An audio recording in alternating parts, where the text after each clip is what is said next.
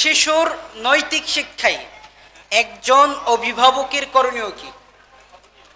একজন শিক্ষার্থীর নৈতিক শিক্ষায় অভিভাবকের করণীয় কি? কারণ একজন শিক্ষার্থী সফল হতে পারে, সফলতার সর্বোচ্চ শিখরে পৌঁছাতে পারে দুই শ্রেণীর মানুষের পরিশ্রমে। এক, তার অভিভাবক পিতামাতা। দুই, শিক্ষক। একটু খেয়াল করুন, 24 ঘন্টার ভিতরে আপনার সন্তান, একজন শিক্ষার্থী, একজন শিশু, একজন কিশোর শিক্ষা প্রতিষ্ঠানে অবস্থান করে সর্বোচ্চ 6 থেকে 7 ঘন্টা, আর বাকি 18 ঘন্টা অবস্থান করে আপনার কাছে, মায়ের কোলে, বাবার কাছে। তাহলে পারিবারিক শিক্ষা এবং পারিবারিক মূল্যবোধ একজন শিশুর মেধা বিকাশের জন্য এবং সফলতার শিখরে সর্বোচ্চ শিরায় পৌঁছানোর জন্য পারিবারিক সময়টাও অত্যন্ত মূল্যবান, গুরুত্বপূর্ণ, ইম্পর্টেন্ট।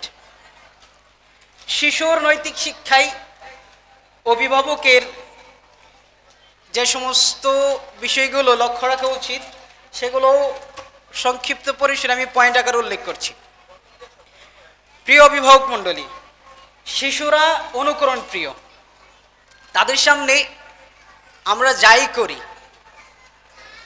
তারা কিন্তু তাদের মনস্পটে, চিন্তা জগতে সেটা লালন করে নেয় এবং সেই হিসাবেই তাদের অভ্যাস গঠন করে। সেই জন্য আপনি পরিবারের যে কোনো সদস্য হন, পিতামাতা, ভাই বোন, দাদা নানি, যেই হন না কেন, তাদের সাথে আচরণের ক্ষেত্রে আপনার আচরণকে মার্জিত করুন, সুন্দর করুন এবং শিক্ষাবান্ধব করুন। শিশুর সঙ্গে আপনি এমন কোনো আচরণ করবেন না যা তাদেরকে বিপদগামী করতে পারে, তাদের কচি মনে অযাচিত বা বিরূপ প্রশ্নের উদ্রেক করতে পারে। 1 নম্বর পরামর্শ উপস্থাপন করব, আপনি আপনার সন্তানের প্রশংসা করুন, যদিও সে 10-এ 4 পায়। এমনকি অন্যের সামনেও তার প্রশংসা করুন। আজকে ফলাফল প্রকাশ করব, অনেকের সন্তান খারাপ করবে। তাকে আমরা দেখেছি যে প্রতিষ্ঠান ছুটি ওর আগেই আরও 5টা বিভাগের সামনে উনি ওনার নিজের সন্তানকে লাঞ্ছিত করছেন। এমনি তো ফলাফল খারাপ করে সে লজ্জার সম্মুখীন, তারপরে আবার সবচাইতে আস্থাভাজন জায়গা, সবচাইতে প্রিয় জায়গা পিতামাতা, সেখান থেকে আবার কষ্ট পায়। তখন কি হয়, তার কাছ থেকে লজ্জাটা দূর হয়ে যায় এবং প্রথম যেই লজ্জার জায়গা, কোনো শিক্ষার্থীর ভিতরে, কোনো মানুষের ভিতরে যদি লজ্জা থাকে তাহলে সে অটোমেটিকলি পরিবর্তন হয়ে যায়। সামনে যেন সে আবার লজ্জিত না হতে হয়, সেই কারণে পরিবর্তন হয়ে যায়। যখন আপনি তার লজ্জা একেবারে ভেঙে দেবেন, যে দেওয়ালটা আছে পিতামাতার কাছ থেকে ভেঙে দেবেন, তখন সে দেখবেন যে কোনো অন্যায় কাজে লজ্জিত হচ্ছে না, অপমানিত বোধ করছে না, পারতেছি না এরকম একটা ভাব রাখবে। সেই জন্য প্রশংসা করুন, না পারলেও প্রশংসা করুন। 2 নম্বর, আপনার সন্তানকে আপনি কখনোই ভাবতে দিবেন না যে তার কাজ করার যোগ্যতা নেই। কখনোই আপনার সন্তানের সামনে অন্যের সন্তানকে বড় করে তুলে ধরবেন না এবং অন্যকে ডেকে এনে এটা বলবেন না, দেখো সে কত বেশি পেরেছে, তুমি এত কম। এই বিষয়টা করবেন না। এই বিষয়টা করলেও তার ভিতরে হীনমন্যতা তৈরি হবে। তার যে স্পৃহা, যে প্রত্যেকটা সৃষ্টির, আল্লাহর প্রত্যেকটা সৃষ্টির দক্ষতা আছে, জ্ঞান আছে, মেধা আছে, তাকে যদি সুন্দর করে পরিচর্যা করা যায় তাহলে সে পরিবর্তন হয়। আমরা আমাদের ক্ষুদ্র অভিজ্ঞতায় দেখেছি যে অনেক শিক্ষার্থী, অনেক ছাত্ররা 1, 2, 3, 4, 5, 6, 7, 8, 9, 10 টানা 10 বছর ফেল করে যাচ্ছে। কি বললাম? টানা 10 বছর ফেল করছে, কিন্তু আচমকা 10ম শ্রেণীর পর থেকে সে মেধাস্থানে চলে আসছে। শুধু পাশ করছে না, 1, 2, 3-এর ভিতরে আছে। এটা পরিবর্তন সম্ভব, কিন্তু তার মন ভেঙে দিলে পরিবর্তন নাও হতে পারে। আরেকটা বিষয়, অভিভাবক তার সন্তানের ব্যাপারে মনস্তাত্ত্বিক বিজ্ঞানী হতে হবে, তার মন পড়তে জানতে হবে। কিছু ক্ষেত্রে অতিরিক্ত প্রশংসার কারণে সন্তান আবার বিগড়ে যায়, অহংকারী হয়ে যায়, দাম্ভিক হয়ে যায়। তখন প্রয়োজনে প্রশংসার মাত্রা কমিয়ে দিবেন এবং প্রয়োজনে আপনি ক্ষেত্র বিশেষ অন্যের প্রশংসা তার সামনে করতে পারেন। 3 নম্বর যে পরামর্শটা উপস্থাপন করব, আপনি আপনার সন্তানের সঙ্গে সবসময় কথা বলুন, তার খোঁজখবর রাখার চেষ্টা করুন এবং সেই আলাপচারিতাগুলো মায়া মমতার সাথে করুন, আদরের সাথে করুন। কোনো অভদ্র ভাষা ব্যবহার করবেন না, কঠোর ভাষা ব্যবহার করবেন না, যে এই নিয়ে আস, এটা দে, এটা নে।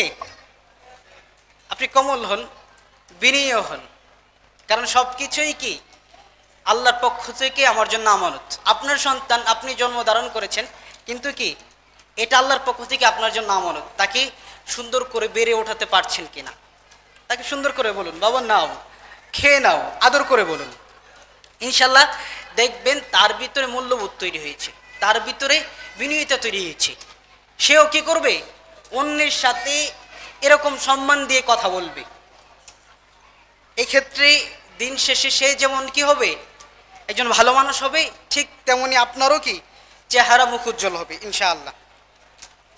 4 নম্বর খুবই গুরুত্বপূর্ণ একটা বিষয়, আপনার সন্তান যখন বড় হতে থাকবে তখন ঠিক ছোটবেলার মতোই তাকে সময় দেন।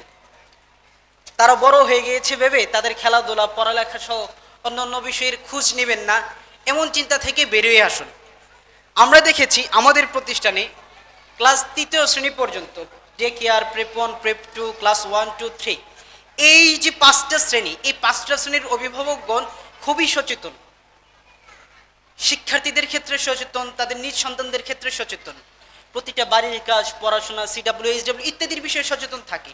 তো ক্লাস 4-এর পর থেকে আমরা যেটা লক্ষ্য করেছি, ওই সন্তানের অভিভাবক তার ব্যাপারে আর তেমন খোঁজ রাখছেন না, কেমন যেন একটা গা ছাড়া বাপ, হয়তো সে বড় হয়ে গেছে, তার পড়াশোনাটা সে নিজেই করুক, এই ধরনের একটা চিন্তা। এই ক্ষেত্রে দেখা যায় সেই যে খারাপ হয়েছে, ফলাফল খারাপ করছে, অভিভাবক তেমন সচেতন না হওয়ার কারণে, এবং দৈনিক যে তার রিপোর্টটা, সাপ্তাহিক যে রিপোর্টটা, পড়াশোনার যে অগ্রগতিটা, সেটা অভিভাবক সচেতনতায় না রাখার কারণে সেই বাচ্চা দুর্বলই থেকে যায়, আর ভালো হয় না। কিন্তু আলহামদুলিল্লাহ 3য় শ্রেণী পর্যন্ত 95% অভিভাবক দৈনিক পড়ার ক্ষেত্রে সচেতন আমাদের প্রতিষ্ঠানে, আলহামদুলিল্লাহ।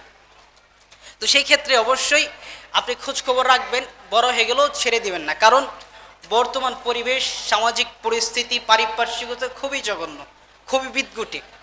আপনি দেখেন স্বাভাবিক অন্য প্রতিষ্ঠানের শিক্ষার্থীদের সাথেও যদি আপনি মিশতে দেন আপনার সন্তানকে, আপনি ম্যাক্সিমাম, হ্যাঁ, ঢাকা বিশ্ববিদ্যালয় যেটা দেশের শ্রেষ্ঠ বিদ্যাপীঠ, সেখানে 60%-এর উপর শিক্ষার্থীরা মাদকের সাথে জড়িত। 50% শিক্ষার্থীরা LGBTQ সমকামিতাকে সাপোর্ট করে, যেটা কি শ্রেষ্ঠ বিদ্যাপীঠ। আর অন্যান্য বিদ্যাপীঠের কথা তো রয়েই গেল। এরপরে নিচু পর্যায়ে আপনার আশেপাশের স্কুলগুলোর দিকে দেখেন, আমরা দেখেছি 3, 4, 5, 6, 7, 8 মাদকের সাথে, নেশার সাথে জড়িয়ে গিয়েছে। 6-এর সন্তানরা, 7ম-এর সন্তানরা পিতামাতার গায়ে হাত তুলছে। এত রিসেন্টলি কিছুদিন আগে আপনারা শুনেছেন যে আপনাদের চাঁদপুরে ফরিদগঞ্জ উপজেলায় এক 18 বছর বয়সী, সম্ভবত 21 বছর বয়সী এক সন্তান তার মাকে গলা কেটে হত্যা করেছে। এটা কি শুনেছেন আপনারা? এর মূল কারণ কি? নৈতিকতার অবক্ষয়। এখানে তার শিক্ষাতে সমস্যা এবং ওনার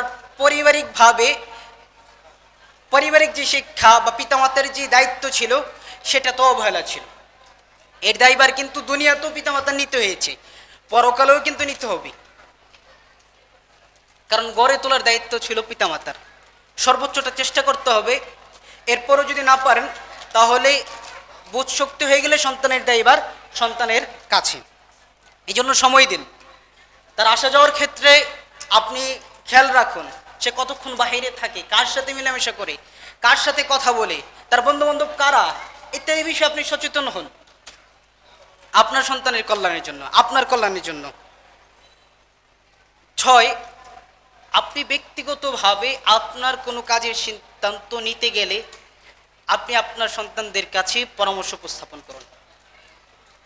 ধরেন আপনি আপনার সন্তানকে একটা প্রতিষ্ঠান থেকে নিয়ে যেতে চাচ্ছেন, এটা আপনি মনে মনে সিদ্ধান্ত নিয়েছেন,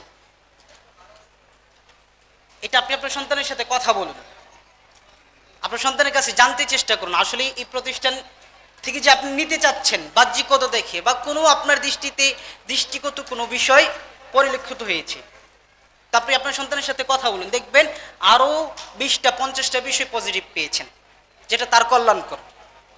বা আপনি যে কোনো একটা কিছু কিনতে চাচ্ছেন, আপনি আপনার সন্তানের সাথে পরামর্শ করতে পারেন, তাহলে কি হবে আপনার সন্তানের ভিতরে পরামর্শমূলক স্বভাব যে চরিত্রটা এটা গড়ে উঠবে, পরামর্শদানের মতো ক্ষমতা তার ভিতরে তৈরি হবে, এটা আপনারা শেখান ইনশাল্লাহ। 7 নম্বর, যদি সম্ভব হয় যাদের দ্বারা সম্ভব আপনাদের বাসায় আপনাদের বাড়িতে একটি জায়গা নির্ধারণ করুন আপনার সন্তানের জন্য। আপনার সন্তানের যতগুলো অর্জন আছে ছোট থেকে নিয়ে একটা শোকেস রাখুন, সবগুলো সেই শোকেসে সাজিয়ে রাখুন। এতে কি হবে, তার আত্মবিশ্বাস বাড়বে, সে তার চিন্তা জগতে ঘুরতে পারবে, যখনই বাড়িতে ঢুকবে সে বুঝতে পারবে যে না আমি তো ক্লাস 4 এরকম ভালো ফলাফল করছি, 6 আমার খারাপ হলো কেন, এ তো আমি পুরস্কার পেয়েছি। তার আত্মবিশ্বাস বাড়বে, সেই তার অবস্থাকে ধরে রাখার জন্য সবসময় একটা মেসেজ পাবে এবং তার ভিতরে বিজয়ী মনোভাব তৈরি হবে ইনশাআল্লাহ। সেই কারণে সেই বিষয়টা আপনারাও লক্ষ্য রাখতে পারেন। 8 নম্বর, ভেরি ভেরি ইম্পর্টেন্ট, গুরুত্বপূর্ণ, আপনার সন্তানকে আপনি সালাতের শিক্ষা দিন। গাছাড়াভাবে অবহেলার সুরে বলবেন না সালাত পড়ে নেই, না আপনি কঠোর কণ্ঠে বলুন যে তোমাকে সালাত পড়তে হবে, অবশ্যই সালাত পড়তে হবে। এই ক্ষেত্রে অবহেলা করবেন না, কারণ সালাত শিক্ষা দেওয়াটা ফরজ।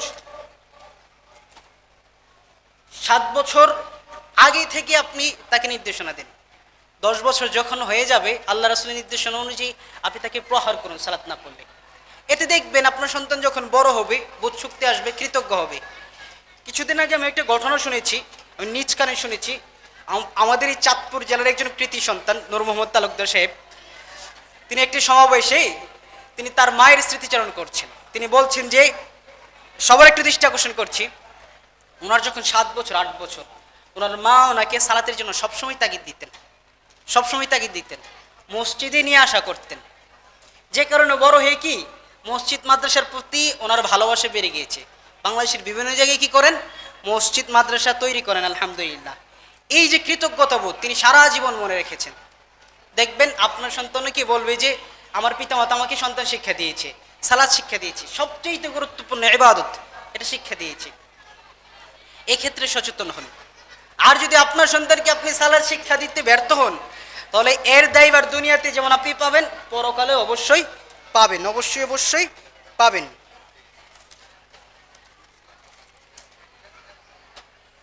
আরেকটি বিষয় আমি সংক্ষিপ্ত করছি, আপনার সন্তানের সঙ্গে আপনি যখন ওয়াদা করেন, প্রতিজ্ঞা করেন যে তুমি যদি এই কাজটা করতে পারো তাহলে আমি এটা দিব, তাহলে অবশ্যই সেটা আপনি পালন করার চেষ্টা করেন, অবশ্যই পালন করেন।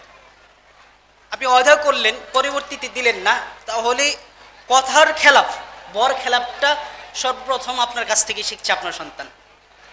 এই চরিত্রটা যখন পিতামাতার কাছ থেকে সন্তান শিখবে তখন হাজারো মানুষের সাথে সে অ্যাপ্লাই করবে।